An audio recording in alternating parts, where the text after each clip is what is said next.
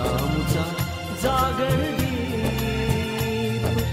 नमस्कार. साहित्य जागरच्या जागरदीप श्राव्य दिवाळी अंक 2023 मध्ये दीपत्कार या सदरात मी अनुजा संखे आपलं मनापासून स्वागत करते. आज आपल्याशी गप्पा मारायला जे व्यक्तिमत्व आलेलं आहे त्यांची विशेष वेगळी अशी काही ओळख करून देण्याची खरं तर आवश्यकता नाही, तरी पण एक औपचारिक ओळख करून देते आपल्या सर्वांना. आकाशवाणीमध्ये अभिनव कार्यक्रमांच्या निर्मात्या म्हणून ओळख असलेल्या, संपर्क ऑर्गनायझेशनच्या माध्यमातून सामाजिक कार्य करत असलेल्या आणि नवी उमेद हे फेसबुक पेज ज्या चालवतात संपर्क ऑर्गनायझेशनच्या तर्फे, अशा मेधाताई कुलकर्णी आपल्यामध्ये आहेत. ताई, तुमचं खूप खूप स्वागत साहित्य जागर तर्फे. हो अनुजा, तू मुलाखत घ्यायला आलीयस माझ्या घरी, तुझंही खूप स्वागत. आणि ह्या तुमच्या उपक्रमाबद्दल मला नेहमीच आत्मीयता आहे आणि कौतुकही आहे. तर मला पुन्हा एकदा या उपक्रमामध्ये भाग घ्यायला संधी तुम्ही दिलीत त्याचा मला नक्कीच आनंदच आहे. थँक्यू ताई. तरुण मुला मुलींच्या बरोबर गप्पा गोष्टी हे माझं अगदी आनंद निधान असतं. ताई, याच्यावरूनच म्हणजे आता जसे की तुम्ही म्हणालात तरुण, म्हणजे आम्ही तरुण आहोत, आता आमच्याशी तुम्ही गप्पा मारताय, तुमच्या तरुणपणाबद्दल सांगा.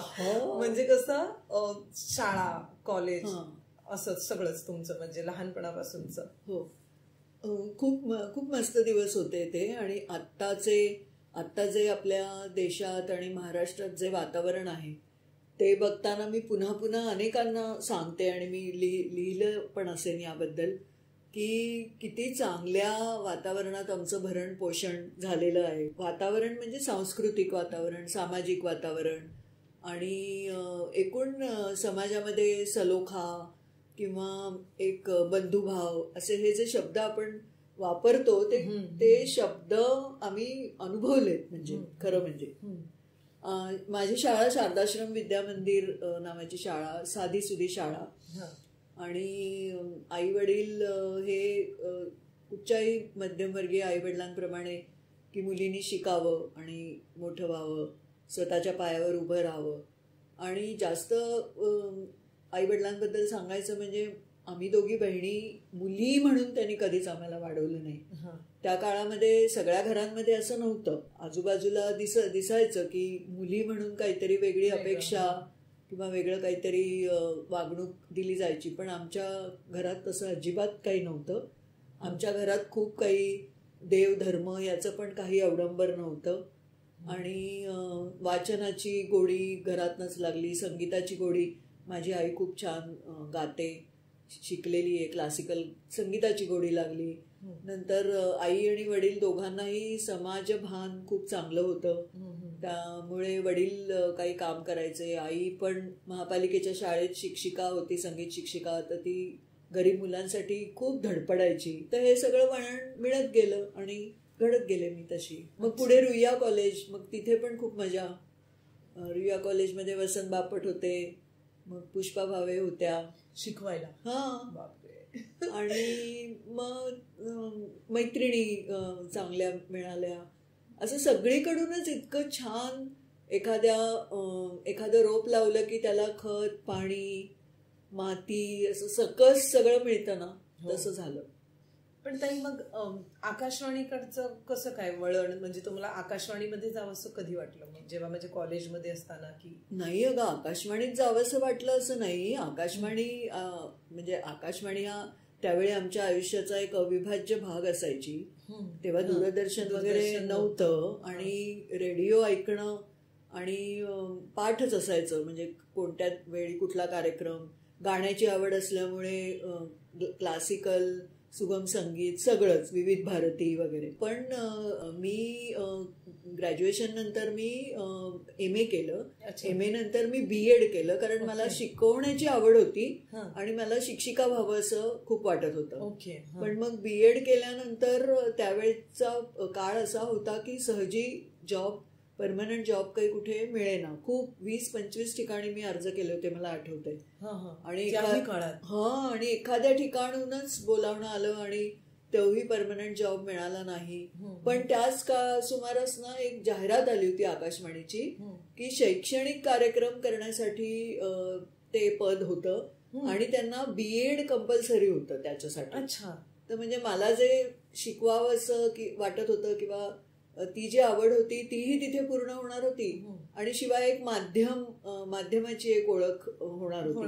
मला काहीच माहिती नव्हतं की आकाशवाणीत मला एक्झॅक्टली जाऊन काय काम करायचंय. पण मग मी अर्ज केला, आणि असंही वाटत होतं की केंद्र सरकारच्या मिनिस्ट्रीचं हे आहे ना, आकाशवाणी म्हणजे भारत सरकारचं माहिती आणि प्रसारण मंत्रालय. तर आपल्याला काही ओळख नाही, पाळख नाही, वशिले वगैरे लागत असतील तर आपलं काही नाही. पण ते सगळं काहीच लागलं नाही, आणि माझं तिथे सिलेक्शन झालं. आणि मग एक मस्त, तोही खूपच 28 वर्ष मी काम केलं, तर खूप मजा केली. म्हणजे मला इतकं काही शिकायला मिळालं की मला असं वाटायचं, अरे केवढं आपल्याला शिकायला मिळतंय आणि वर आपल्याला पगारही मिळतो. खरंच किती छान. म्हणजे आपली आवड, आपला जॉब असणं ही गोष्ट खरंच खूप ब्लेस, खूपच मोठा आशीर्वाद असतो. खरंच हे अगदी क्वचित मिळतं कुणाला. म्हणजे कंटाळून जॉब करत राहतात लोक, आवड काहीतरी वेगळीच असते, असं काहीच झालं नाही. पण आता एक कार्यक्रम निर्मिती तेव्हापासूनच म्हणजे तुमच्याकडे होती का सुरुवातीपासून? हो, कार्यक्रम निर्मिती हे मुख्यच आकाशवाणीतलं कोणाचंही काम तेच असतं. म्हणजे कार्यक्रम विभागातल्या माणसांचं. एरवी बाकी सगळे विभाग असतात, अकाउंट्स, ऍडमिनिस्ट्रेशन, पण आमचं काम मुख्य कार्यक्रम निर्मिती. तर त्याच्यामुळे साधारणपणे तुमचं बऱ्यापैकी वाचन असेल, किंवा मला प्रासंगिक ताज्या घडामोडींमध्ये नेहमीच स्वारस्य असायचं. आणि नवीन काय चाललंय, कुठच्या घडामोडी घडतात, अनेक घडामोडींच्या मध्ये संबंध पण माझा कुठेतरी आलेला असायचा, कुठल्या चळवळींशी किंवा काही. तर मग ते माध्यमामध्ये हे लागतंच. तुम्ही किती बहुश्रुत आहात, तुम्ही किती वाचता, तुम्ही किती नवीन लोकांना आणू शकता तुमच्या माध्यमामध्ये, हे सगळं हवंच असतं ना. म्हणजे ताजेपणा जो कार्यक्रमातला आहे तो त्याच्यामुळे टिकून राहतो. आणि एक व्यापक दृष्टी होतीच आधीच, पण ती आणखी आणखी आणखी व्यापक होत गेली आकाशवाणीमध्ये. पण ताई, मग यामध्ये म्हणजे जेव्हा आकाशवाणीमध्ये कार्यक्रम निर्मिती करताना, आता तुम्ही म्हणालात की किती लोकांना आपण आणू शकतो, म्हणजे त्याच्यासाठी आपला लोकसंग्रह लागतो. म्हणजे वाचन वगैरे तर लागतंच, म्हणजे संदर्भांसाठी वगैरे, पण लोकांची ओळख असलेली पाहिजे, किंवा जशी मोठ्यांची तशी सगळ्या म्हणजे समाजातल्या प्रत्येक स्तराची आकाशवाणी जोडली जाते. तर मग तुम्हाला अशा वेळेला आलेले अनुभव सांगा ना, वेगवेगळ्या लोकांचे, गमतीदार असतील, निराशाजनक असतील, आव्हानात्मक असतील, कसेही, म्हणजे तुमचा अनुभव कसा होता? हो, म्हणजे कसं आहे की म्हणजे जेव्हा आपण ग्रॅज्युएट किंवा पोस्ट ग्रॅज्युएट होऊन झालेले असतो, आणि जेव्हा पहिली नोकरी पहिल्यांदा सुरू करतो, तेव्हा इतका आपला लोकसंग्रह असतोच असं नाही. पण आपण एकदा त्या खुर्चीत बसलं की कळतं की मला लोकसंग्रहाशिवाय मला जे काही करायचंय, घडवायचंय, ते घडवू शकणार नाही. तर मग तो लोकसंग्रह वाढत जातो. म्हणजे आता कसं, म्हणजे आपोआपच वाढत जातोच तो, असं होतं. आता कधी कधी मला खूप वेळा वाटतं की व्हॉट्सॲपवर वगैरे ज्या पद्धतीने माझ्याशी लोक कनेक्ट होत असतात, की बापरे खूपच झाला आपला लोकसंग्रह, थोडा कमी असता तर बरं झालं असतं. पण तसं नाही होत. दरवर्षी विचार केला तर काही जवळ येणाऱ्या लोकांची संख्या वाढतच असते. आणि म्हणजे जवळचे मित्र म्हणावं अशी पण संख्या वाढत जाते, आणि छान काहीतरी चांगलं करणारे लोक आहेत त्यांच्याशी आपली ओळख झाली असं बरं वाटतं. तर तसं तेव्हाही झालं. आणि आव्हानं तर असतातच. एक तर नवीन माध्यम म्हणजे माझ्यासाठी ते पहिलं सगळं शिकणं हे नवीन होतं. त्यावेळेला सगळं मॅन्युअली असायचं. म्हणजे मॅग्नेटिक टेप नावाचा प्रकार होता. असं ते फिरायचे स्पूल्स, असे गोल गोल गोल गोल फिरायचे मशीनवर, त्याच्यावर रेकॉर्ड करायचं, मग ते एडिट करायचं. एडिट करताना सुद्धा हातानेच एडिट करायचं. म्हणजे कम्प्युटर नव्हते, काही नव्हतं, डिजिटल काही नव्हतं, काही म्हणजे अत्यंत प्राथमिक हे होतं जे काय होतं ते. आणि मग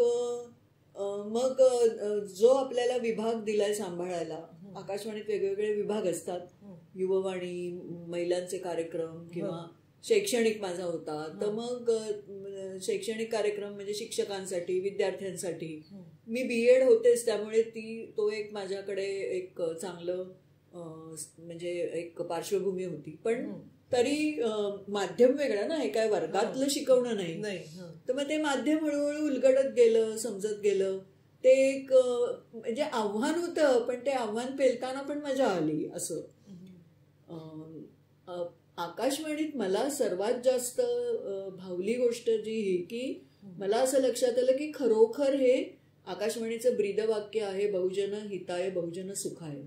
तर खरोखरच हे सामान्यातल्या सामान्य माणसापर्यंत पोचणारं माध्यम आहे. ही त्याची प्रचंड ताकद आहे हे मला लक्षात आलं कधीतरी कुठच्या तरी टप्प्यावर. आणि मग त्या दिशेने मी म्हणजे माझी कार्यक्रमाची आखणी आणि ते सगळं त्या दिशेने होत गेलं. पण ताई, मग हे जेव्हा तुम्ही कार्यक्रमाची आखणी वगैरे करायला लागल्या तर याच्यामध्ये लोक सर्व स्तरातले लोक जसे तुमच्याशी जोडले गेले, तर मग तुम्हाला अशी लोकांकडनं तुमच्यासाठी वगैरे काही विशेष प्रतिक्रिया कधी मिळाली अशी लक्षात? हो, कितीतरी. अगं त्यावेळेला पत्र यायची आकाशवाणीला. त्याच्यानंतर आपण कुठे गेलो की लोक भेटायचे. तर मला असं 2-3 आठवणी सांगण्यासारख्या आहेत. एकदा मी गडचिरोलीला गेले होते तेव्हा असंच कुठे आम्ही एक मीटिंग होती अशी बायांशी. तर तेव्हा मी बोलायला सुरुवात केल्यावर एक बाई अशा म्हणाल्या की अहो तुमचा मी कार्यक्रम रेडिओवर ऐकलाय. तर मजा वाटते ना, म्हणजे असं आपल्याला पोचलं आपलं काहीतरी, याचा एक आनंद असतो. अचानक ओळखलं. आणि मी सगळ्यात जास्त मी काय एन्जॉय केलं असेल तर मी ज्यावेळेला 1990-91 साली राजीव गांधी पंतप्रधान होते. आकाशवाणी हे सरकारचं माध्यम आहे. तर त्यामुळे सरकारचे योजना, सरकारचे कार्यक्रम हे लोकांपर्यंत पोहोचवणं हे त्याचं कामच आहे. तर असं आम्हाला दिल्लीहून असे आदेश म्हणावं असे यायचे की ह्याच्यावर कार्यक्रम करा, त्याच्यावर कार्यक्रम करा. तर ते चांगलंच असायचं ते. म्हणजे उदाहरणार्थ राजीव गांधींनी मिशन मोडवर, मिशनच्या पद्धतीने काही गोष्टी आणल्या होत्या की मिशन म्हणजे वॉर फुटिंगवर मिशनच्या पद्धतीने ह्या गोष्टी लोकांपर्यंत पोहोचल्या पाहिजेत. त्याच्यात टेक्नॉलॉजी मिशन, मला वाटतं पाण्याचं मिशन होतं, पर्यावरण किंवा असं, तसं साक्षरता मिशन होतं. ओके. आणि आम्हाला सांगण्यात आलं होतं सगळ्या आकाशवाणीनं की तुम्ही तुमच्या तिथल्या राज्याच्या भाषेत याच्यावर स्पेशल कार्यक्रम सुरू करा. आणि ते काम माझ्याकडे दिलं, त्याचा मला खूप आनंद झाला. म्हणजे आमच्या वरिष्ठांना पण असा विश्वास वाटला की हिला हे काम द्यावं आणि ती ते नक्की यशस्वीपणे करेल असं. तो एक कॉन्फिडन्स मलाही आला की म्हणजे त्यांना माझ्यामध्ये कॉन्फिडन्स आहे हे मला बरं वाटलं. आणि मग आता तो कार्यक्रम करायचा साक्षरतेचा म्हणजे कुठच्या लोकांसाठी, तर मग वस्तीमध्ये राहणारे मुंबईमध्ये किंवा, आणि मग त्यावेळेला त्या साक्षरता मिशनला जोडून चळवळच सुरू झाली होती साक्षरतेची देशभर. ओके. आणि मग त्याच्यात महाराष्ट्रात पण सुरू झाली होती, मुंबईत पण सुरू झाली होती. आणि मग आम्ही त्यावेळेला जे कार्यक्रम केले म्हणजे अक्षरशः नवसाक्षर बायांना किंवा अला काना अशा पद्धतीने ज्या घरोघरी शिकत होत्या त्यांच्या मुलांकडनं, कार्यकर्त्यांकडून, अशांना रेडिओत आणायचं, त्यांच्याशी गप्पांचे कार्यक्रम करायचे. आणि मग ते कार्यक्रम ना वस्तीमध्ये ते स्पीकर लावून ऐकायचे. रात्री असायचा तो 9 वाजता कार्यक्रम. किती भारी. तर ती खूपच ते किती मोठं समाधान. आणि खरंच. आणि ते लोक असे होते सगळे की ज्यांनी कधी रेडिओची पायरी चढलेली नव्हती आणि त्यांना कधी मिळाली असती की नाही कोण जाणे रेडिओची ते सगळं वातावरणात यायला तिकडच्या. आणि मग ते कार्यकर्ते इतके हुशार आणि छान होते. फक्त केवळ त्यांना त्यांची गरिबी किंवा त्यांच्या घरातले ती पहिली शिकणारी पिढी होती त्यामुळे त्यांना काही एक्सपोजर नव्हतं. पण ते ऍक्च्युली लोकजागर कार्यक्रमासाठी अगदी योग्य होते मला मदतनीस म्हणून. तर मग आम्ही असा एक प्रस्ताव मी मांडला आमच्या डायरेक्टरांना की आपण ह्यांना प्रोडक्शन असिस्टंट म्हणून घेऊया. मग ते म्हणाले तयार करायची जबाबदारी तुझी. म्हटलं हो मी त्यांना सगळं शिकवीन, मात्र ते कोणी आपल्या नियमात बसेल असे ग्रॅज्युएट वगैरे असतील नसतील, कारण ते पहिली पिढी आहे शिकणारी. तर तरी पण आपण त्यांना इतरांना जेवढे पेमेंट करतो, प्रत्येकाचं एक ठरलेलं असतं ना. आकाशवाणीकडून जे मानधन मिळतं, पण त्यांना मानधनात कमी नाही असायला पाहिजे. त्यांना अगदी पटलं ते. आणि मग ती अशी एक फौजच सुरू झाली माझ्याकडे. आज दर आठवड्याला 2-2, 4-4 मुलं मुली, आणि मग त्यांच्याबरोबर माझी मैत्री झाली. मग आम्ही इतरही सुखदुःख शेअर करणं, गप्पा, आणि ते आकाशवाणीत शिकत गेले. त्यांना आकाशवाणीत असं एकदम व्हायचं. तेव्हा माझ्याकडे दुसरे पण विभाग होते. मंगेश पाडगावकर एकदा आले. अय्या, मंगेश पाडगावकर ताई, असं. मग पाडगावकरांची ओळख करून द्यायची. मग त्यांच्या अशा आणि येणारी माणसं पण ही त्यांच्याशी प्रेमानेच वागायची. कोण ही मुलं वस्तीमध्ये काम करतायत, चांगलं काम करतायत, असं एकूण म्हणजे ती माझी खोली अशी ना एकदम अशी चैतन्य असायचं तिथे सतत. असं छान मजा वाटायची. पण मग ते हा म्हणजे हेच ट्रिगर पॉइंट होता का तुमचा, तुम्ही समाज कार्याकडे वळलात? म्हणजे जसं तुम्ही आकाशवाणीमध्ये काम करत असतानाच संपर्कची स्थापना केली होती. हो, म्हणजे अगं समाज कार्य वगैरे असे शब्द मला जरा दचकवतात. पण हो, म्हणजे माझ्या लक्षात काय आलं की आकाशवाणीत मी सामाजिक विषय अगदी जाणीवपूर्वकच आणले खूप. तेव्हा मी या कार्यकर्त्यांना किंवा काही संस्था प्रमुखांना बोलवायचे ना, तेव्हा माझ्या लक्षात यायचं की यांना म्हणजे यांच्याकडे खूप मोठी माहिती आहे, ज्ञान आहे, पण यांना मांडताना अडचण होतीये. किंवा कोणी बोलताना ते असं स्वातंत्र्यपूर्व काळापासून वगैरे अशी सुरुवात करतात. तर असं नाही. म्हणजे आता 10 मिनिटाच्या मर्यादेत बोलायचं असेल तर त्यांनी जरा चटपटीतपणे बोललं पाहिजे. थोडं अधिक त्यांचं फोकस्ड असं व्हायला पाहिजे बोलणं त्यांचं. तर मग असं हळूहळू मी माझ्या लेवलला त्यांना सांगायची, त्यांचं रिराईट करायला लावत असे, किंवा मी स्वतः त्यांना तसं लिहून देत असे, किंवा मुलाखत घेताना मी त्यांना सांगायची की आता तू जशी मुलाखत घेतेस माझी, तशी मी कित्येक मुलाखती घेतल्यात, की असं नका, असं बोला, म्हणजे हे जास्त चांगलं वाटेल वगैरे. तर तेव्हा असं जाणवायला लागलं की हे लोक जे काम करतायत वेगवेगळ्या महाराष्ट्रात, ग्रामीण भागात, अनेक ठिकाणी, तर यांना एक म्हणजे यांना खूप पाठबळाची आवश्यकता आहे. म्हणजे नुसतं पैशाचं पाठबळ नाही, तर त्यांना माध्यमांमध्ये त्यांना अवकाश मिळणं, जागा मिळणं. दुसरं एक लक्षात आलं की माझा सरकारी मंत्रालय आणि त्यांच्याशी पण संबंध यायचा अधिकाऱ्यांशी. तर काहीतरी एखादा GR खूप उपयोगी आहे तिथल्या लोकांना, समजा मराठवाड्यातल्या, पण तो GR तिथे आलाय, म्हणजे GR प्रसिद्ध झालाय हेच, किंवा GR निघालाय हेच मुळी त्या कार्यकर्त्यांना माहित नाही. मग तशी मदत करायला मी सुरुवात केली. मग हळूहळू लक्षात आलं की एकूण पॉलिसी मेकिंग मध्ये काय हे विषय नेले पाहिजे. पॉलिसी मेकिंग जे विधिमंडळात चालतं, तर त्यांच्यापर्यंत काही विषय पोचवण्याची खूप आवश्यकता आहे. आणि तेवढं त्या कार्यकर्त्यांना ते साधेलच, जमेलच असं नाही. मग त्याच्यात अशी पहिल्यांदा मी व्यक्तिगत लेवलला ते काम करायला सुरुवात केली. मग हळूहळू असं लक्षात आलं की व्यक्तिगत लेवलला किती जणांना आपण मदत करू शकतो. तर मग संस्थात्मक रूप, मग माझ्या अनेक मित्रांनी मला म्हणजे सगळ्यांनी मिळूनच आम्ही ती संस्था सुरू केली की आपण संस्थाच काढूया, म्हणजे मग जरा नीट ऑर्गनाइज पद्धतीने काम करता येईल वगैरे. असं ते संपर्कचा जन्म झाला. ओके. पण संपर्काच्या जे संस्थेचं जसं कामाचं स्वरूप आहे, म्हणजे मी विधिमंडळामध्ये मुद्दे आपण जे मांडले जातात त्याचा अभ्यास, अधिवेशनाचं विश्लेषण करतो, किंवा सगळ्यात महत्वाचं म्हणजे आमदारांना मुद्दे पुरवणं, हा एक तुम्ही त्याच्यामध्ये एकदम महत्वाचा मुद्दा आहे. तर मग ते हे याच्यासाठी आपल्याला म्हणजे समाजाच्या अगदी ग्रामीण, म्हणजे पूर्ण महाराष्ट्रात ग्रामीण भागात न फिरणं, किंवा या सगळ्या गोष्टींना शोधून काढायला लागतात मुद्दे, किंवा आपल्याला समजून घेऊन करावे लागतात.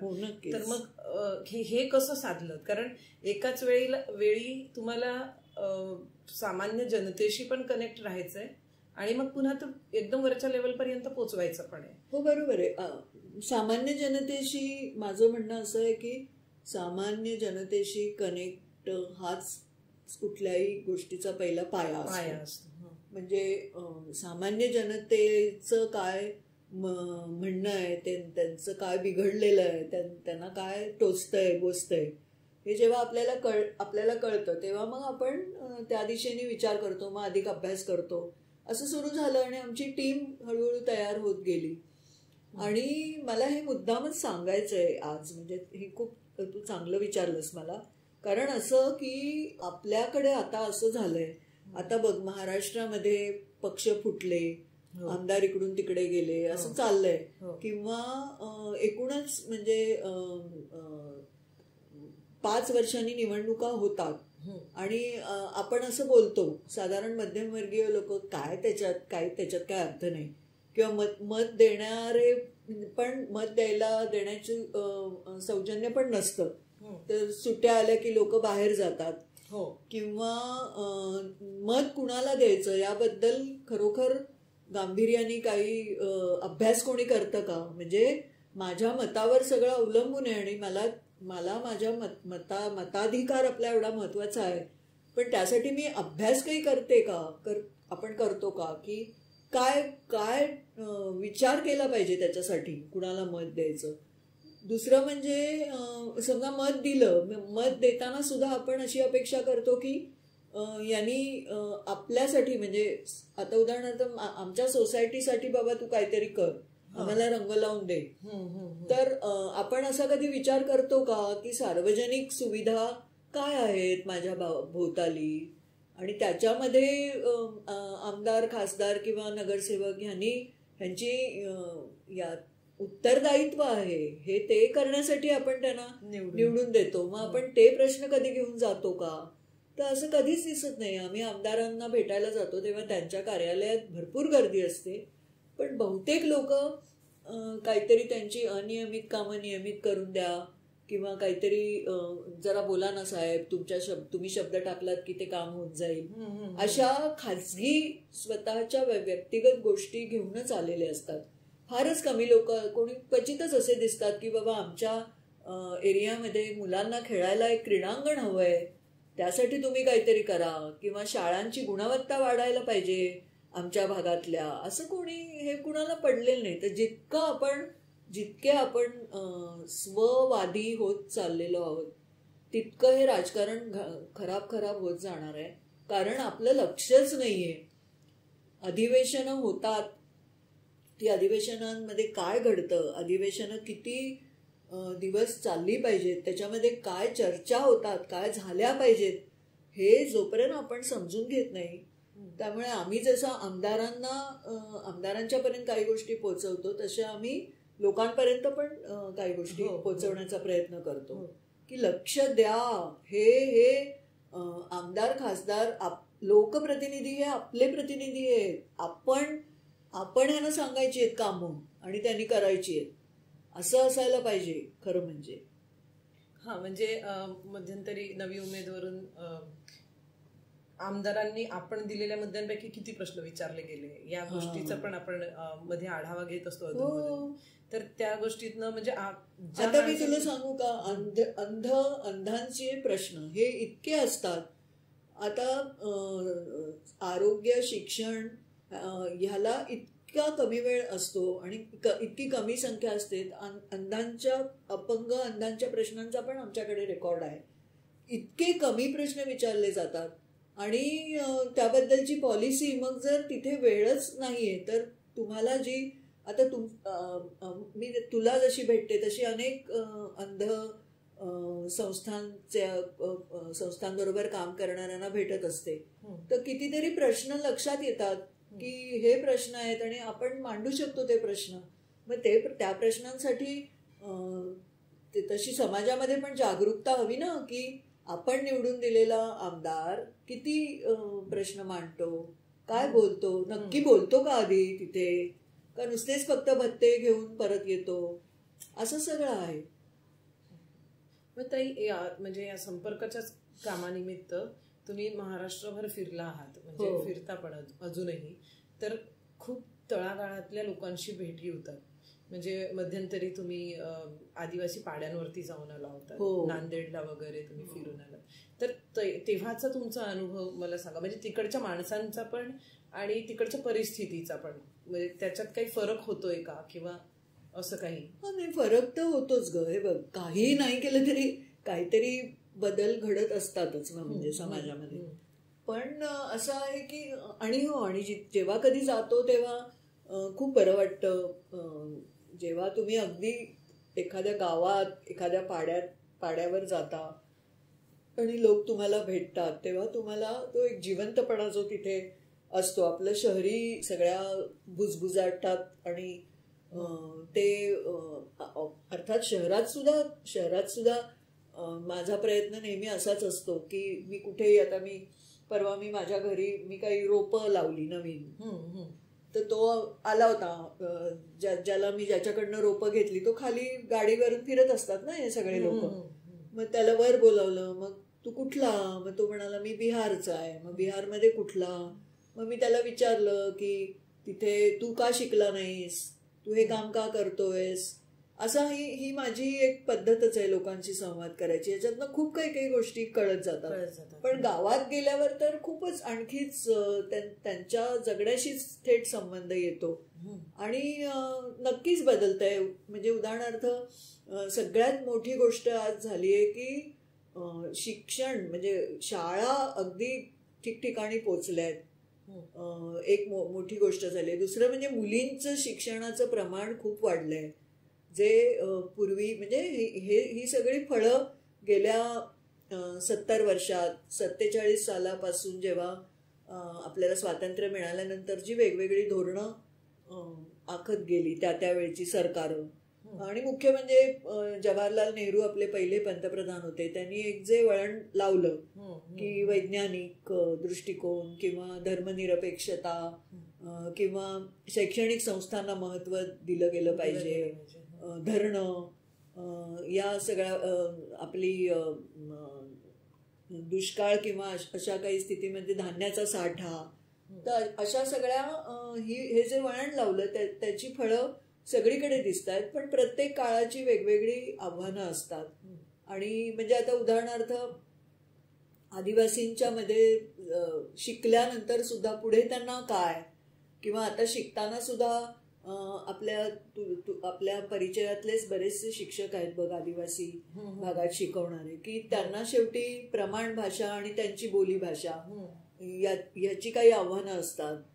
पुस्तकं तर प्रमाण भाषेत असतात, मग त्यातून काहीतरी मार्ग काढावा लागतो. तर असं, आणि हे पण असे पण लोक भेटतात जेव्हा प्रवास करतो आणि जातो तेव्हा, असे वेगवेगळे प्रयोग करणारे. म्हणून तर नवी उमेद त्याच्यातनं जन्माला आलं की हे उमेद आहे ही, की किती जरी वाटलं की आपल्याला जरी वाटलं की नाही काही बरं नाही चाललेलं, तरी कोणीतरी काहीतरी बरं करण्याचा प्रयत्न करत असतं. आणि ती सामान्य माणसं असतात ग, त्यांना काहीतरी धडपड खटपट करत ते पुढे जात असतात. हो हो, म्हणजे अगदी पूरग्रस्त परिस्थितीतल्या लोकांनी उभारलेली मदत एकमेकांसाठी, हे नवी उमेदवरनं मी वाचलेलं आहे. म्हणजे शाळा वेगवेगळ्या पद्धतीने, अभिनव पद्धतीने शाळा चालवणारे, म्हणजे जिल्हा परिषदेच्या शाळांमध्ये काम करणारी माणसं, म्हणजे जे सकारात्मक ऊर्जा देतात, खरंच उमेद निर्माण करणारी गोष्टी नवी उमेदवरून येत असतात. म्हणजे हा एकाच वेळेला तुम्ही खरोखर म्हणजे नावाप्रमाणे संपर्क दोन्ही बाजूनी साधला जातो. पण ताई, मग यातूनच लिखाणाकडे पण वळलात का? म्हणजे सामाजिक कार्य हे जे म्हणजे नाही, म्हणजे लिखाणात कसं होतं की आपल्याला काहीतरी नवा अनुभव आला की, जसं आता आपण हल्ली फेसबुक आहे, तेव्हा नव्हतं. तर असं वाटायचं की हे लिहावं. मग ते पण किती छान की महाराष्ट्र टाइम्स मध्ये लिहायला सुरुवात केली मी 81-82 साली. माझ्या मुलीचा जन्म झाला त्या सुमारास 82. तर तेव्हा दिनकर गांगल होते रविवारची पुरवणी बघणारे. तर ते इतके मस्त मार्गदर्शन करायचे. म्हणजे नवीन, आम्ही सगळे नवीन होतो ना तेव्हा लिहिणारे, तर कौतुकही करायचे, हुरूप पण वाढवायचे. मग पुढे अशोक जैन होते, मग कुमार केतकर होते. तर असे लोक, म्हणजे मगाशी जसं म्हटलं ना की त्या रोपट्याला खत पाणी, सकस माती, स्वच्छ सूर्यप्रकाश, छान हवा, असं सगळं, मोकळी हवा, असं सगळं मिळत गेलं. तसे हे सगळे लोक त्याचाच भाग होते. आणि मग काही फोन करून म्हटलं की आत्ता मी अमुक अमुक एक जाऊन आले, त्याच्यावर लिहू का? हो अगदी. आणि मग अगदी ते रविवारच्या ह्याच्यात त्याला मोक्याची जागा देणार किंवा स्वतःहून फोन करून सांगणार की अगं अमुक अमुक दिवशी या निमित्ताने जरा काही लिहिशील का तू, तर दे लिहून. असं मग आपल्याला मजा वाटत जाते ना लिहायला. पण मध्ये 3 पुस्तकं आहेत आपली, हो, म्हणजे स्थलकाल आकाशवाणी, तर किंवा आपलं 50शी सामाजिक महाराष्ट्राची आणि लढे आणि तिढे, अशी 3 पुस्तकं आहेत तुमची. तर मला आधी स्थलकाल आकाशवाणीबद्दल सांगा की कसं पुस्तक तयार झालं कसं? हा, तर ती म्हणजे मी आत्ता काही आकाशवाणीतले अनुभव पण तुला सांगितले, म्हणजे खूपच आहेत अनुभव. मी आत्ता जरा थोडे लोकांना अगदीच बोर नको व्हायला असे सांगितले. तर अगं नाही, मी आकाशवाणीत काम केल्यामुळे मला कळतं ना की किती बोलायचं आणि कुठे थांबायचं. तर नाही, अगं स्थळकाळ आकाशवाणी म्हणजे मी रिटायरमेंट खूप लवकर घेतली आकाशवाणीतनं. आणि मी रिटायरमेंट घेतली हे मी काही मित्रांना कळवलं मेसेज करून. तेव्हा व्हॉट्सअप नव्हता, SMS होता. तर निखिल वागळे एक मित्र त्यापैकी, तर निखिलला कळवल्यावर त्यांनी मला फोन केला की आता पुस्तक पाहिजे तुझ्याकडनं.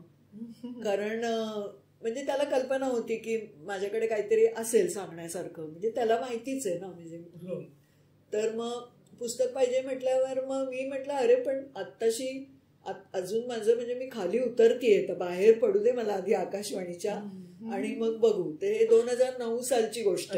पण मग नंतर म्हणजे त्यांनी मला परत सांगितलं गंभीरपणाने की नाही तू लिही, अक्षर प्रकाशनला इंटरेस्ट आहे ते छापण्यात, त्यांचं जे प्रकाशन संस्था आहे. मग मी अनेक जण मग म्हणायला लागले की लिही. असं स्वतःबद्दल काय लिहायचं असं थोडं संकोच पण वाटतो. पण मग माझ्याही लक्षात आलं की नाही ते एक काळाचं डॉक्युमेंटेशनच होईल. आणि खरोखर खूप वैविध्यपूर्ण असं काही काही त्याच्यामध्ये म्हणजे घडलेलं आहे त्या काळामध्ये, तर आपण लिहावं. 2011 हळूहळू मी लिहायला सुरुवात केली. 2011 मध्ये ते पुस्तक आलं. आणि मग ते मध्ये म्हणजे माझे अनुभव आणि मुख्य म्हणजे मी काय शिकले, माझं शिक्षण काय झालं, या माध्यमाने मला काय शिकवलं ते जास्त, तसा त्याच्यात भर आहे जास्त. आणि म्हणजे ते तुमचा अनुभव लिहित असताना आपोआपच त्यावेळेची परिस्थिती, त्यावेळेची सामाजिक स्थिती, आर्थिक स्थिती किंवा जे पण राजकीय स्थिती असेल आणि लोकांपर्यंत पोहोचणाऱ्या गोष्टी या सर्वच अनुषंगाने आल्याच असतील. हो, अगदी सगळं त्याच्यात आलंय. उदाहरणार्थ आता मराठी कथेला 100 वर्ष पूर्ण झालं. मराठी म्हणजे मराठी लेखिकेनी कथा लिहिली त्याला 100 वर्ष पूर्ण झाली होती. तर मला साल आठवत नाही, असेल काहीतरी 97-98. तर त्यानिमित्ताने माझी एक मैत्रीण आहे नीता भिसे, ती कवयित्री आहे, ती पॉप्युलर प्रकाशन संस्थेमध्ये काम करत होती. तिचा मला फोन आला की अगं मेधा, आणि हे सगळे आम्ही बरोबरीच आहेच ना, आणि मित्र मैत्रिणीच, की असं आपण काही रेडिओवर करायचं का ह्याच्यासाठी. तर प्रश्नच नाही. हा एक मराठीमध्ये एका बाईनी कथा लिहिली, त्याला 100 वर्ष होणं हा एक महत्वाचा एक टप्पा आहे. आणि मधल्या काळात किती छान छान कथा लेखिका झालेल्या आहेत. एक मोठं एक पट आहे स्त्री लेखिकांचा मराठीमध्ये. आणि अगदी तुला आता विभावरी शिरूरकर वगैरे नाव माहित नसेल, मालतीबाई बेडेकर माहितीये ना, त्यांच्यापासून ते अगदी मेघना पेठे, म्हणजे ज्याला आधुनिक आणि नवीन पद्धतीचे अनुभव मांडणं, असा एवढा मोठा काळाचा पण पट आहे. शैली पण प्रत्येक लेखिकेची वेगवेगळी आहे. आणि त्यात सगळ्याच प्रत्येक लेखिकेचं वाचता वाचता काळ कसा पुढे गेला हे पण लक्षात येतं. मग असं वाटलं की मग आपण या कार्यक्रम करायचा तर आपण असा करूया की लेखिका निवडूया एकदम अशा निवडक अशा लेखिका की ज्या प्रातिनिधिक त्यांच्या त्यांच्या काळाच्या म्हणता येईल आणि शैलीच्या दृष्टीने सुद्धा.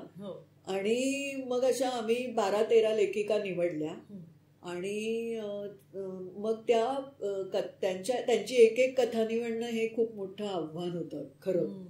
कारण आता विजयाबाई राजाध्यक्ष म्हटलं तर कितीतरी कथा त्यांच्या वाचाव्याशा वाटतील, किंवा अंबिका सरकार, किंवा अनेक अनेक नावं आहेत.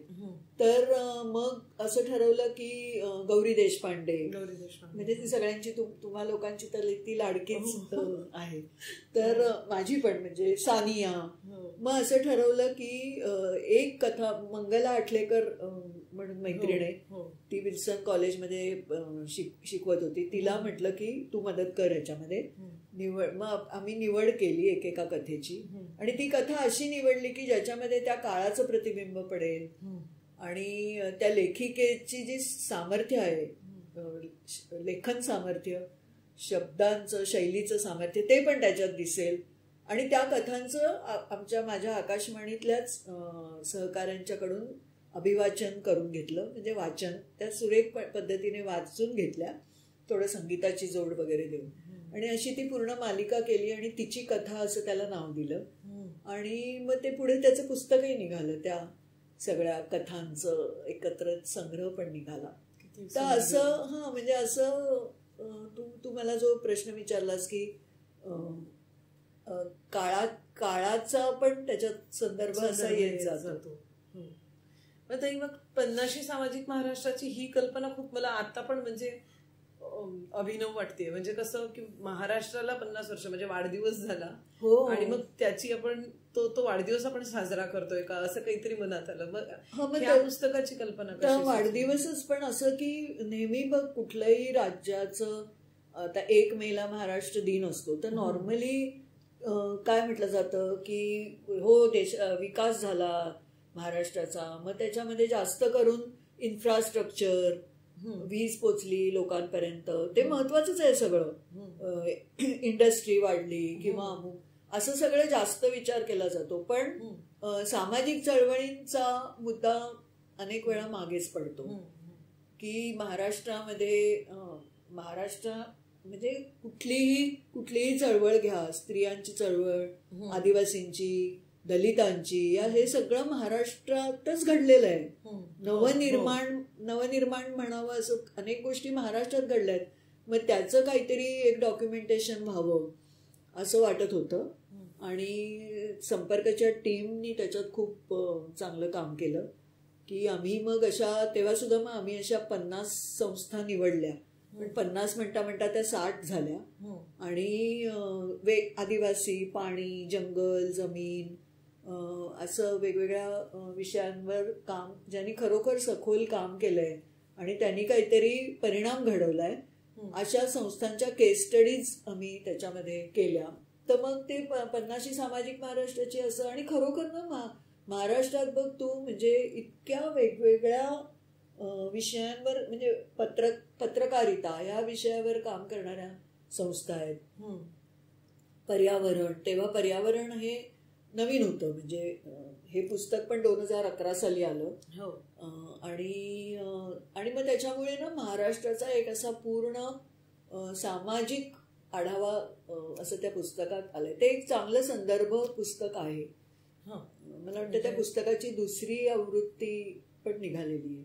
अच्छा, 50शी सामाजिक महाराष्ट्राची मस्त. पण ते मग 3रं पुस्तकाच्या बाबतीत आम्ही ना म्हणजे फेसबुक पेजवरून तुमच्या आम्ही नेहमी पुष्पाबाईंबद्दल तुम्हाला लिहिताना बघितलंय आणि तुम्ही असा उल्लेख करता की त्यांच्याकडनं बोलवून त्यांची माहिती काढणं खूप कठीण होतं. म्हणजे आम्हाला पुष्पाबाईंबद्दल पण ऐकायला आवडेल आणि पुस्तकाबद्दल पण सांगा. तर त्या माझ्या बाईच होत्या म्हणजे रुईया कॉलेजमध्ये. आणि त्या बाई ह्या म्हणजे खूपच विविधांगी त्यांचे स्वारस्याचे आणि कामाचे विषय होते. म्हणजे त्या मराठी विभाग प्रमुख होत्या रुईया कॉलेजमध्ये. पण मग त्यांना नाटक, सिनेमा नंतर सामाजिक चळवळी ह्याच्यामध्ये खूपच त्या पडल्या. आणि नाटक सिनेमा म्हणजे त्यांना नाटकावर तर ते कॉलम वगैरे लिहिलेले आहेत त्यांनी एकेकाळी. हां. आणि रंगनाटकाचे असं त्या कॉलमचं एक पुस्तक पण नंतर आलं. आणि एक अतिशय स्वच्छपणे सुधारणावादी पुरोगामी अशी भूमिका घेऊन त्या आयुष्यभर जगल्या. आणि ते सगळे संस्कार आम्हा विद्यार्थिनींवर पण त्यांच्यामुळे झाले. आणि त्यांची आणि त्या इतक्या सुरेख बोलायच्या, म्हणजे त्या कुठेही अलंकारिक शब्दयोजना असे लाडे लाडे वगैरे अशा टाईप किंवा काहीतरी मुद्दाम लोकांना इम्प्रेस करण्यासाठी वापरतात तसलं काही नाही. त्या अगदी त्यांचं बोलणं असं त्यांच्या हृदयातनं यायचं आणि त्या इतक्या प्रभाव टाकून जायचं त्यांचं बोलणं. हे याच्यात सुद्धा म्हणजे जाहीर सभांमध्ये भाषणांमध्ये आणि वर्गात शिकवताना तर किती त्यांची लेक्चर्स आम्ही अशी एन्जॉय केली आहेत. उदाहरणार्थ संगीत शारदा नाटक आम्हाला शिकवलं होतं त्यांनी. अगदी मला आत्ता अंगावर काटा येतोय हे तुला सांगताना की त्यावेळची स्त्रियांची परिस्थिती, त्यावेळचं सामाजिक कौटुंबिक जीवन आणि मग गोविंद बल्लाळ देवल त्या नाटकाचे लेखक, त्यांनी कसं ते एक म्हणजे पुढचं पाऊल काळाच्या पुढे बघून ते बघणारा माणूस त्यांच्याकडून ते नाटक कसं जन्माला आलं.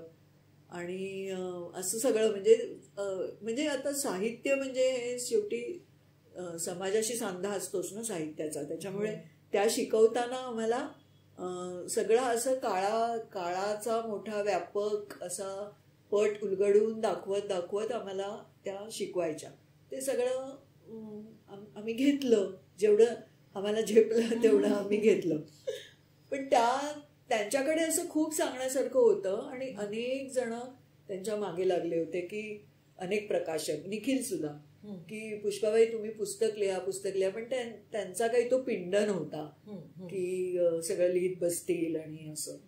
तर मग शेवटी मग ते मनोविकास प्रकाशनाचे अरविंद पाटकर, त्यांनी अगदी त्यांच्या गळीच उतरवलं की तुम्ही लिहा. मग त्या म्हणाल्या मी नाही लिहिणार, पण कोणीतरी माझ्याशी बोललं तर मग मी तेच बरं पडेल, म्हणजे शब्दांत. हां. तर मग अरविंद पाटकर म्हणाले मग तुम्हीच सांगा कोण तुमच्याशी बोलेल ते. मग त्या म्हणाल्या मेधा. मग त्यांना असं वाटलं की आमची म्हणजे रुईया कॉलेजमधनं मी बाहेर पडल्यानंतर सुद्धा आमची जाणं येणं आणि आमचा संबंध आणि खूपच होतं. अनेक विद्यार्थिनींशी राहतोच ना नंतर, शिक्षक आणि विद्यार्थ्यांचा संबंध राहतो, नेहमीच राहतो. तसा तो राहिला. आणि संपर्क संस्था जेव्हा सुरू करायची असं ठरवलं तेव्हा त्यांचं पण मार्गदर्शन मी घेतलं. आणि अनिल अवचट हे दोघं, त्यामुळे ते दोघं आणि मी असं आम्ही 3 जण त्याचे ट्रस्टी होतो. तर त्यामुळे माझा तसा बाईंशी संबंध होताच. मला खूप आनंद झाला की बाईंना असा विश्वास वाटला माझ्याबद्दल की आपण गप्पा मारू, आपण बोलू. मग मी एक छान आखणी केली, कारण मला बऱ्यापैकी बाईंचं सगळं माहिती होतं की वेगवेगळ्या पिरियड, वेगवेगळ्या काळामध्ये त्यांनी, उदाहरणार्थ त्या आणीबाणी विरुद्धच्या आंदोलनात होत्या. नंतर त्या इथे महाराष्ट्रामध्ये सुद्धा त्यांनी एकूण हिंदुत्ववादी कट्टरपणा जो आहे त्याच्या विरोधात बरंच त्यांनी जागृती करण्याचा प्रयत्न केला आहे. सगळ्यात मोठं त्यांची गाजलेली गोष्ट म्हणजे रमेश किणी खून प्रकरण, की जे त्यावेळेला बिल्डर लॉबी आणि त्या बिल्डरांचं राजकीय नेत्यांच्या बरोबरचं साटल होतं आणि त्याचा सामान्य माणसांना त्रास झाला. त्याच्यात त्या रमेश किणीचा खून झाला आणि त्याची बायको, ती रमेश त्यांच्या शेजारच्याच बिल्डिंगमध्ये ती राहायची. मग त्यांच्या त्या रमेश किणीच्या बायकोला आधार द्यायला त्या ज्या उभ्या राहिल्या, ते खूप त्यांचं एक निर्भय रूप तेव्हा पूर्ण सगळ्या महाराष्ट्राला दिसलं की ठामपणे त्या घाबरायच्याच नाहीत कोणालाही. त्यावेळी त्यांना संरक्षण देऊ केलं होतं. त्यावेळी मनोहर जोशी मुख्यमंत्री होते, त्यांनी ते नाकारलं होतं. मला काही गरज नाही, मला काही कोणाची मला भीती वाटत नाही असं. तर मग आता हे सगळा पिरियड मला माहिती होता म्हणून मग तशी आखणी केली आणि मग त्यांच्याशी बोलायला सुरुवात केली. ते रेकॉर्ड कर, आता तू जसं रेकॉर्ड करते तसं रेकॉर्ड करत गेलो आणि मग ते लिहून काढलं. मग त्याच्यामध्ये खूप खूप काळ गेला, कारण त्यांची आजारपणं आली मध्ये, आणि अगदी पुस्तक झालं म्हणजे जेमतेम झालं आणि त्या गेल्याच. पण ते एक मोठं समाधान मिळालं की तेही एक मोठं काळाचं डॉक्युमेंटेशन झालं. म्हणजे एक मला आवडेल सांगायला की त्यांनी सांगितले, एक लहान, त्या अगदी 4थीत वगैरे होत्या, आणि बाबासाहेब आंबेडकर जयंती जी आहे ती बाबासाहेब आंबेडकर जिवंत असतानाच साजरी व्हायला सुरुवात झाली होती. हा, तर तशी जयंती असताना, आणि बाबासाहेब आंबेडकरांचे अनुयायी दादासाहेब गायकवाड, मोठं नाव आहे दादासाहेब गायकवाड, तर त्यावेळी ते दादासाहेब गायकवाड ती साजरी करत असत, आणि बाई तिथे माटुंग्याला राहायच्या. तर असं स्टेज वगैरे घातलं होतं, आणि आता ही जयंती साजरी होणार, तर बाई, त्या दादासाहेब गायकवाडांनी बाईनं फ्रॉक मधली बाई, ती छोटीशी 4थीतली वगैरे मुलगी, त्या स्टेजवर चढवलं, आणि आता तू बोल बाबासाहेब आंबेडकरांवर, असं भाषण करायला सांगितल्याची आठवण आहे. तर म्हणजे त्या काळापासून, किंवा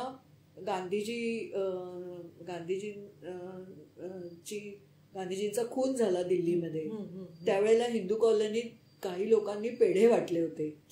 तर हे सगळं बाईंनी स्वतः अनुभवलेलं आहे ना. तर हे असा सगळा तो काळ आला. पुढे नर्मदा बचाव आंदोलनाशी त्यांचा सहभाग, किंवा एक नरेंद्र दाभोळकरांबरोबर खूप त्यांनी काम केलेलं आहे. तो खूप एक चांगला भाग आलाय त्या पुस्तकात. मृणाल गोरे हे काय व्यक्तिमत्व होतं हे मला स्वतःला बाईंमुळे जास्त छान कळलं. तर असा सगळा काळ त्याच्यामध्ये आलाय.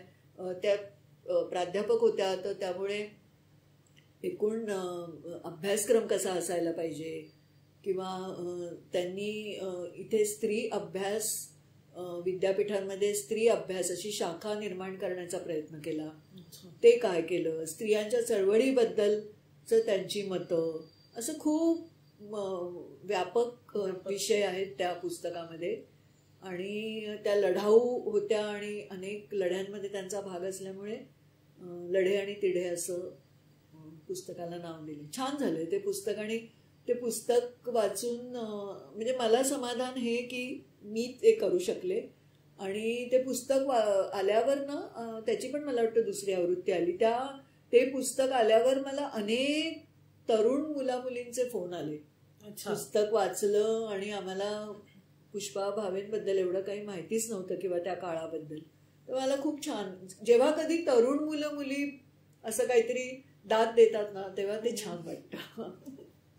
पण याच्यामध्ये समाज माध्यमांचा तुम्हाला म्हणजे हे वाटतो का, म्हणजे एक मोठा वाटा आहे म्हणजे तुम्हाला तरुणाईशी कनेक्ट ठेवण्यासाठी, आणि तरुणांना आजच्या म्हणजे आज जी परिस्थिती आहे त्याची पूर्ण जाणीव देण्यासाठी, किंवा पूर्वी काय होतं आणि आजचं काय होतं हे ज्या तौलनिक जो परिस्थितीचा अभ्यास करायला पाहिजे, यासाठी दोन्ही प्रकारे म्हणजे?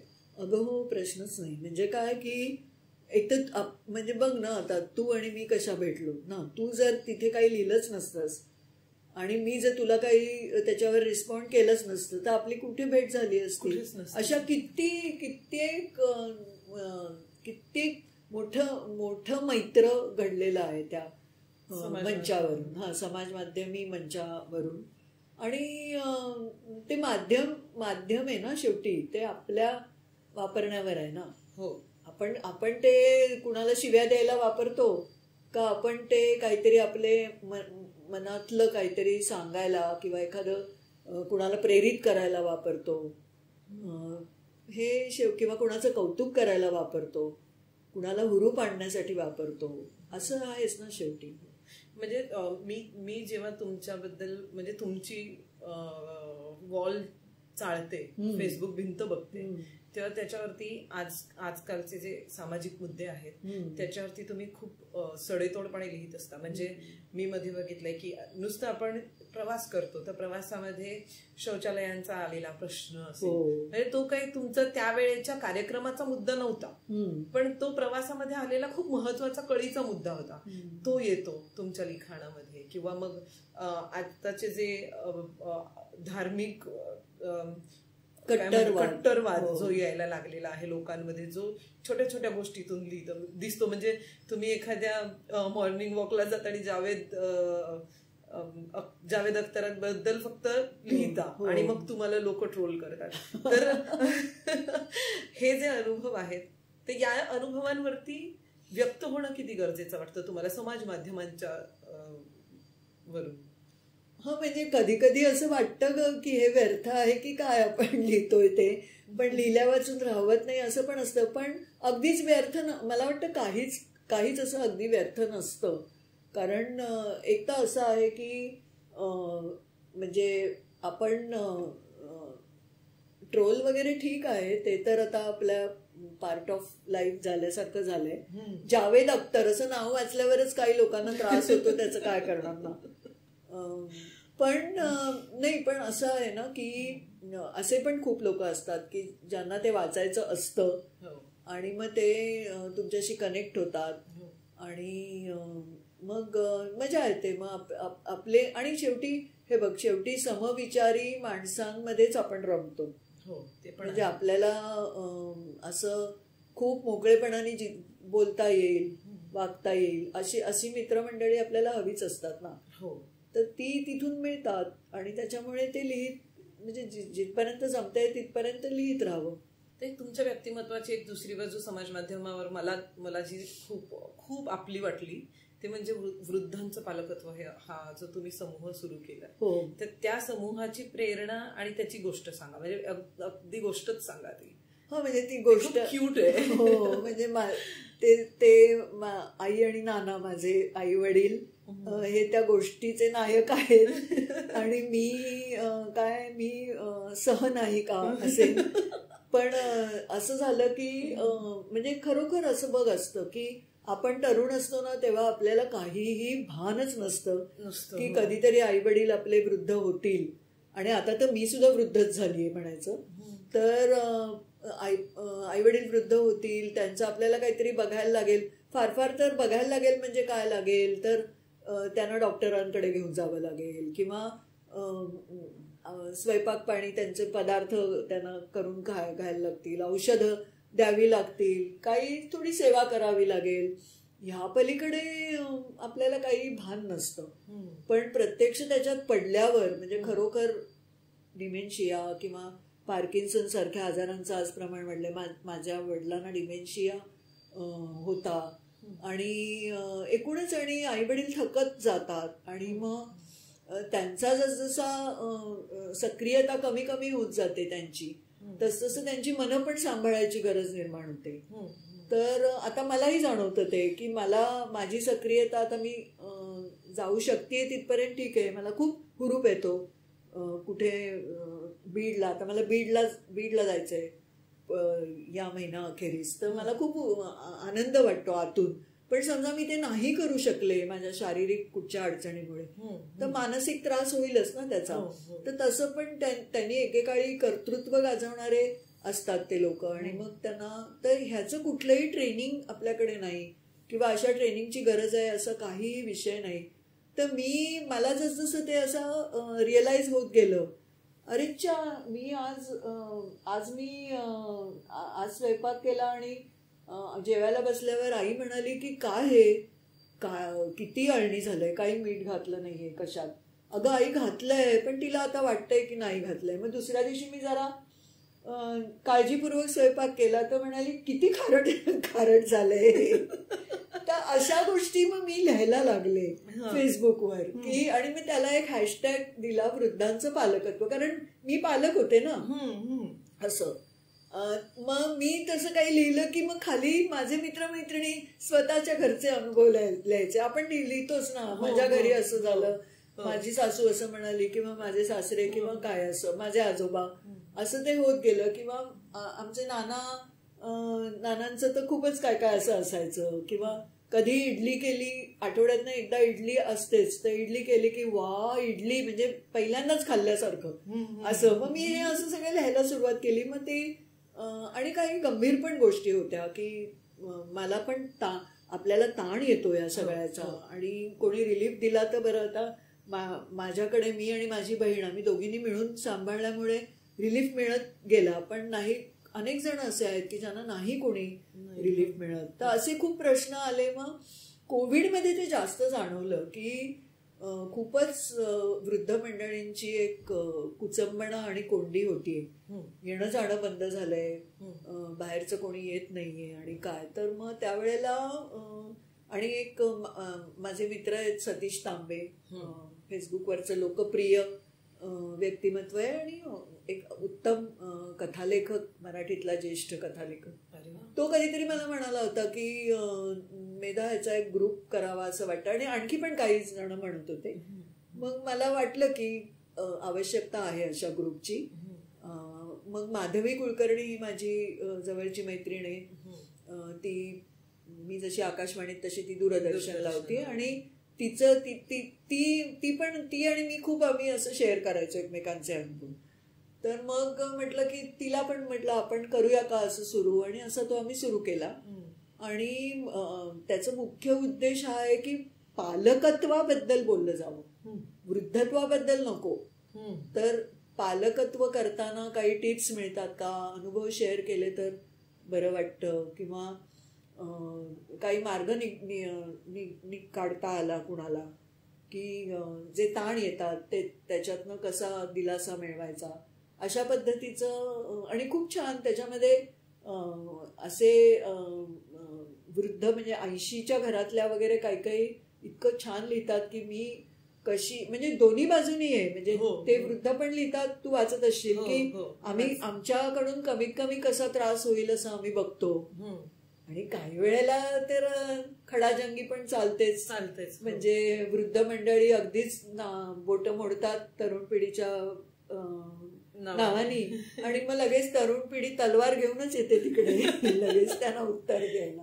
हे पण चालतं. पण मला असं वाटतं की मोर ओव्हरनं ते दोन्हीकडचा ताण सैल करणारं माध्यम झालेलं आहे. म्हणजे समजा जर वृद्धांना तरुण पिढीचा त्रास होतोय तर त्यांना व्यक्त व्हायला काहीतरी आहे. हो. आणि सेम की तरुण पिढीला पण आजकालची स्वतःची व्यवधानं सांभाळून जेव्हा कोणाचं तरी पालकत्व करताना जो ताण येतो तो व्यक्त करायला पुन्हा तोच मंच आहे.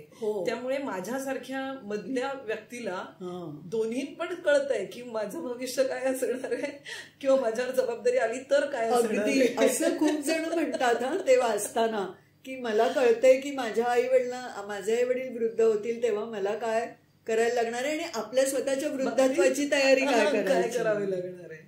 अगं एक अमेरिकेहून एका तरुण मुलाने लिहिलं होतं त्याच्यात की मला म्हणजे आम्हाला थोडा गिल्ट असतो की आम्ही इथे येतो, आमच्या आईवडिलांनी आम्हाला शिकवलेलं असतं आणि त्यांनी खस्ता खाल्ल्या असतात आणि म्हणून आम्हाला इथे यायला मिळालं, आणि आता त्यांना जेव्हा आमची गरज आहे तेव्हा आम्ही बाहेर आहोत. तर असं मन मोकळं करायची पण एक ती जागा झालीच आहे ना. हो ताई. आता म्हणजे एकूणच सगळं की आज आपण भेटलो मुलाखतच्या, म्हणजे या मुलाखतीच्या निमित्ताने एवढ्या गप्पा मारता आल्या, तर मला तर खूपच आनंद झाला. पण आमच्या श्रोत्यांना तुम्ही काय सांगाल?